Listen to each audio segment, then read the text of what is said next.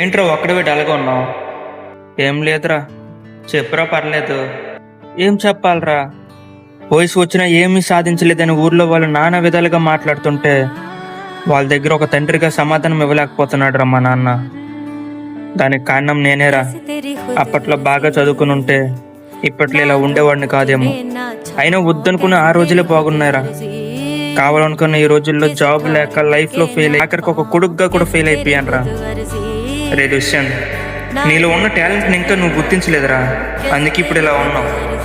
నాలో ఏమో టాలెంట్ ఉందిరా. ఉన్నాయిరా, చాలా ఉన్నాయి. చిన్నప్పుడు డ్రాయింగ్ బాగా వేసేవాడు, గుర్తుందా? 10th క్లాస్లో అందరి ముందు పాటలు పాడేవాడు. మీ పాటలు విని మేమందరం చప్పట్లు కొట్టి పెద్ద సింగర్ అవుతూ వినేవాళ్ళం, గుర్తుందా? గుర్తుందిరా. ఇంటర్లో మీ అన్నీ ఏదో కథ రాయమన్నాడని అప్పటి నుండి కథలు రాయటం మొదలుపెట్టావు, గుర్తుందా? గుర్తుందిరా.